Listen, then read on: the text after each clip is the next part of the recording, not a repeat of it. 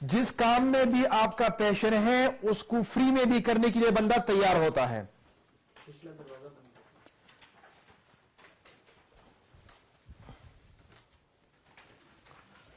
وہ فری میں بھی ہم تیار ہوتے ہیں. تو آپ اپنے کاموں پہ نظر دوڑائیں گے کہ کون کون سے کام ایسے ہیں کہ جس کے لیے آپ فری میں بھی تیار ہو جاتے ہیں. تو ان کاموں میں آپ کا پیشن کچھ حد تک ہوگا. باقی نشانیاں پوری ہونے دیں. You don't care what people think. اور آپ پبلک اوپینین کی پرواہ نہیں کرتے. لوگ جو سوچے لوگ جو کہے آپ بالکل پرواہ نہیں کرتے. تو وہ کون سے کام ہے جس میں آپ لوگوں کی پرواہ بالکل نہیں کرتے. تیسری، فیلیور از ایکسائٹنگ. وہ مقبول صاحب نے کہا کہ کبھی کبھی وہ ناکام ہو جاتے ہیں لیکن ان کو مزید موٹیویشن مل جاتی ہے. تو وہ کون سے کام ہیں جس میں سے آپ مطلوبہ نتائج حاصل کرنے کے باوجود حاصل نہ کرنے کے باوجود بھی آپ کا حوصلہ کم نہیں ہوتا، آپ پھر بھی موٹیویٹڈ ہوتے ہیں. وہ کون سے کام ایسے ہیں؟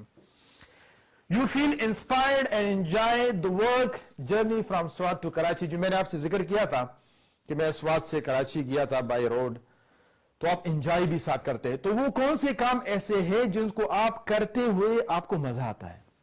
You get excited just thinking about it. اور جب اس کے بارے میں آپ سوچتے ہیں اکیلے تو آپ اچھا فیل کر رہے ہوتے ہیں. وہ کون سے ایسے کام ہیں؟ کیا آپ کو ساری دنیا کی فار ایگزامپل سہولیات دی جائے، آپ کے نفقے کا بوجھ آپ پہ نہ ہو، اولاد کے فیوچر کا فکر آپ کو نہ ہو، ادارے کے لیے وسائل آپ کو ضرورت نہ پڑے یا آپ کو دی جائے، تو اس وقت آپ کیا کام کریں گے؟ وہ آپ جب لکھیں گے تو اس میں آپ کو پیشن نظر آئے گا.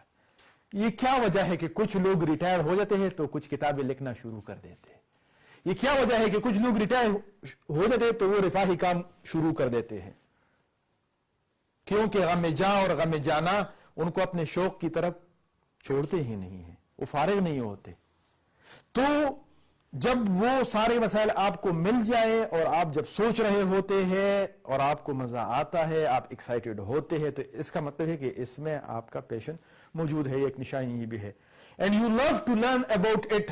اور آپ اس کے بارے میں زیادہ سے زیادہ جاننا چاہتے ہیں، زیادہ سے زیادہ معلومات لینا چاہتے ہیں. میرے والد صاحب ہیں، وہ پالیٹکس میں بہت زیادہ انٹرسٹ لیتے ہیں. یقین جانیں کسی دن میں نے ان کو نہیں دیکھا کہ انہوں نے اخبار نہ پڑھا ہو اور ریڈیو پہ انہوں نے خبریں نہ سنے ہوں. میں جب کال کرتا ہوں کہ وہ ابو جو ہے وہ خبریں سن کے پھر آپ سے بات کرتے ہیں. شوق ہے ان کا، حالانکہ وہ ریٹائرڈ ہو چکے ہیں سب کو. اور بٹو کے دور سے لے کے آج تک کی ساری ہسٹری، وہ کس دور میں کس ایم این اے نے کتنے ووٹ لیے تھے، کون بندہ جو ہارا تھا، کون جیتا تھا، کیسے ہارا تھا، کیسے وہ ساری چیزیں فیکٹس اینڈ فگر بھی یاد ہے ان کو. حالانکہ وہ ایگریکلچر میں تھے. بس شوق ہے ان کا، وہ پالیٹکس میں شوق ہے. اگر وہ پالیٹکس میں ایجوکیشن حاصل کر لیتے، پریکٹیکل پالیٹکس کر لیتے تو پھر تو بات ہی کچھ اور ہوتی. لیکن وہ کیا کرتے، بچوں کو بھی پالتے، وہ شادی بیاہ بہت سارے مسائل ہوتے تھے تو اس نے جگہ. لیکن ابھی تک وہ مستقل مزاج 65 سال کی عمر میں بھی وہ اسی طرح شوق میں. اور پالیٹکس اس دفعہ جو لوکل الیکشن ہو رہے تھے، میں نے کہا ابو اب تو عمر بھی تھوڑی سی زیادہ ہے، لڑائی جھگڑے کا بھی خطرہ ہے، آپ نہ جائیں. بیٹا آپ کی بات اپنی جگہ پہ، لیکن میں ضرور جاؤں گا.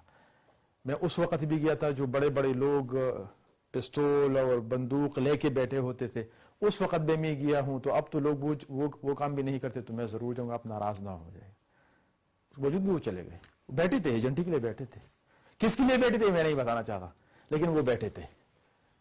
وہ شوق ہے ان کو، اور پیسہ نہیں مل رہا، خود خرچ بھی کر رہا ہے، سب کچھ لگا بھی رہا ہے، لوگوں کے لان تان بھی برداشت کر رہے ہیں.